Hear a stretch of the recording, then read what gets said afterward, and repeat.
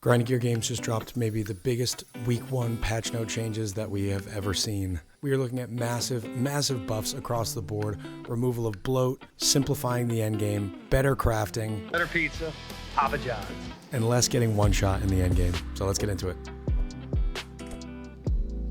So I actually already recorded this once and the file was corrupted, so we're going to do this a second time.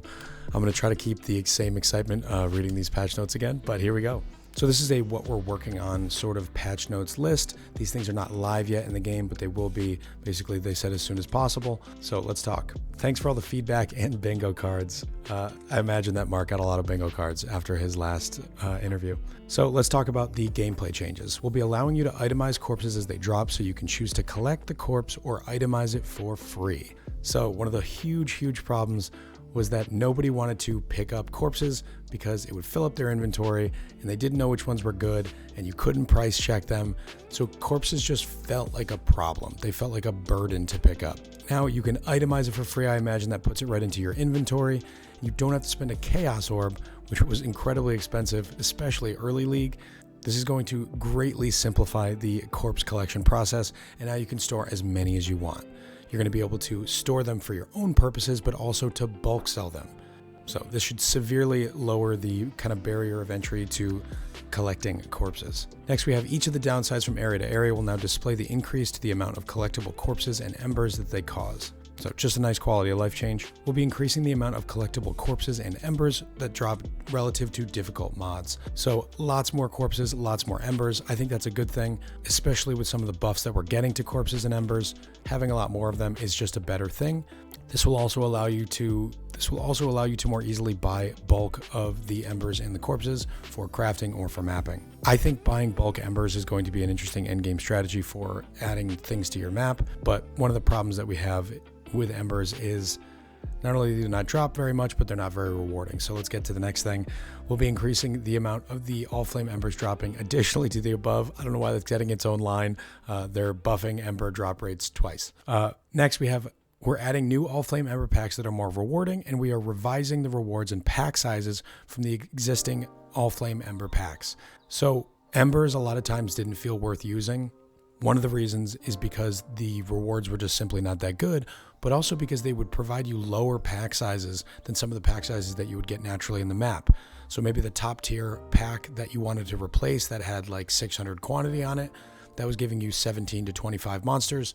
Well, you'd be replacing it with a splinter of tool pack that only had 7 to 10. So you're cutting the amount of monsters that you have by more than half in order to get a couple of splinters. It just wasn't worth using. So hopefully those pack sizes are increased to make them more valuable than the actual packs that naturally exist in the map, but also increasing the rewards that you get. So instead of just 1 or 2 splinters, you might get a whole handful. We will be making the devoted modifiers more rewarding, notably the ones that are granting currency items. Another huge problem that I had was the currencies that were dropping were so low tier and so few that I didn't even pay attention to which ones were dropping in my map. You might get between 0 and 2 alterations or bindings, and it just made it not worth interacting with. There's nothing wrong with getting 2 alterations, but I'm not going to be messing with my map before it starts to try to line it up to get that maybe 1 extra alteration. A really big one here, we're lowering the danger of the more dangerous modifiers at the end game. There was way too many one-shots in the end game. This will hopefully lower the number of those. Now let's get to the real juicy stuff. We have grave crafting getting its own section here. You will now be able to select the base type of the item you want to craft. This is massive. There were so many problems with not being able to make the right item. If you were making a ring, you couldn't choose that you wanted a 2-stone or an amethyst, or if you were making a wand, you couldn't choose that you wanted a imbued wand over, say, something like a profane, which was the highest tier, that you could kind of force higher tiers, but you couldn't pick good bases that had maybe the attack speed that you needed. This applies to most weapons across the board. It's not always the highest tier that's the best version for you. So being able to pick the base type of the item you want to craft is so big. And the knock-on effect of this is actually even better. We no longer are going to have all of these really common and annoying crafts that allow you to influence the strength, dex, and int of the base types, since they're no longer necessary, which is the next line. Removing all of these mods from the pool significantly increases how often you get the other mods, which are better, which means more corpses are going to be showing up and they're going to be more often the ones that you want. So you still have to get the special base types like Atlas types and a Stygian Vise, you know, the minion wand, things like that. And that's totally fine. I think that's kind of cool that you can pick those up. And, you know, it's exciting to find a Stygian Vise base corpse, but you no longer have to try to manipulate, you know, using 5-10 corpses to try to manipulate the base type. You can just pick the one that you want. We are increasing the chances of many of the rare crafts like fractured mods and mirrored outcomes. I had never even seen one of these, so hopefully they increase it enough where folks can get their hands on them. So that's pretty exciting. We've removed the tiers for most of the crafts. This is insane. They'll now have the values of the existing highest tiers always. For example, instead of being able to get 200% or 500% increased chance for lightning mods, it'll always be 500. So this has two effects. One, it's way easier to make good items because you're no longer going to need 100% corpses that you find, or you're just, you know, ignoring them and leaving them on the ground. Every time you get the lightning one, it'll be 500%. So not only is it more powerful, but it's way less bloat. Once again, when a corpse shows up, it is much more likely to be something that is useful and something that you're excited to use, and not just something that you're like, well, I guess if I get 5 more of those, and that'll be pretty good. This is absolutely massive. We've taken all the crafts that affect the modifier rating and compressed it into a single craft that affects all modifiers instead of being type specific. This might be the biggest buff of all of them. This is absurd. So instead of needing to get increased modifier crafts for all of the different types of mods you want to put on an item, they'll all be buffed by a single corpse.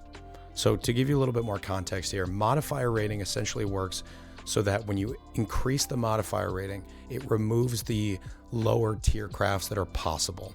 So if a ring has 8 tiers of fire resistance on it and you put 100 modifier rating, that removes the bottom half of the modifiers. You can no longer roll tier 5 through tier 8. And as you add more modifier rating, it removes more tiers. It's not a linear thing, and it's something that probably needs its own video, but that's basically how it works. So what you needed to do if you wanted to make a bow that had lightning, cold, fire, and then attack speed and crit on it, you needed to increase the modifier tiers of all 5 of those types, which ended up requiring like 25 corpses.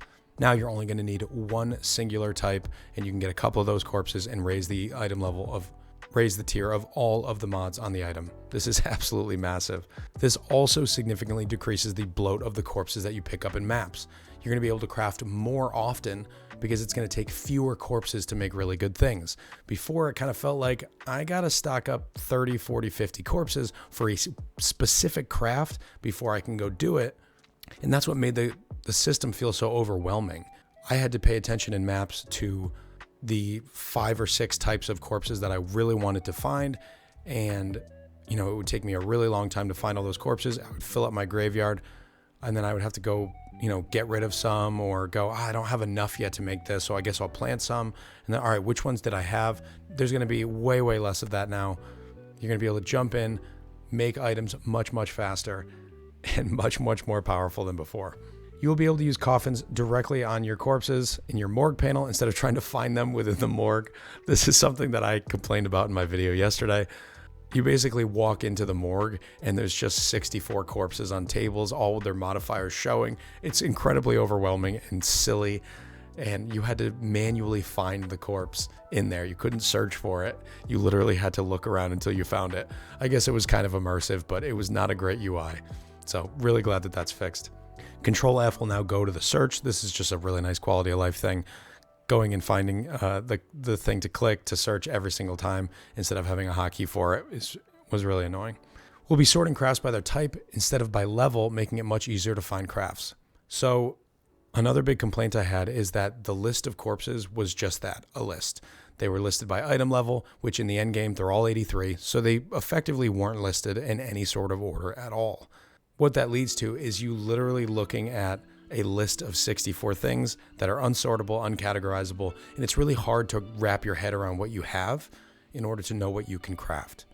Now you'll be able to have these sorted by type, so it'll be much easier to say, oh, do I have these 5 corpses that I needed for increased cold? Yes, I've got them. All right, let's go plant them in the ground and get our craft going. The grave crafts that reroll sockets and links have been significantly buffed. This is really nice. I found myself not using them. Fusings and jewelers are not that expensive that it was worth, you know, filling up my morgue with these, you know, 30 jeweler crafts that end up just kind of getting in the way. So hopefully these buffs will make these significantly more usable. Now, I just want to read the last paragraph here. There's a lot more happening in between the cracks, but instead of me getting into all that, I'm focusing my attention towards getting the fixes ready faster, as that's what's more important. I'll update more as we are making more changes. This is just what we're immediately working on, and we'll do more as soon as it's needed and we have resources available.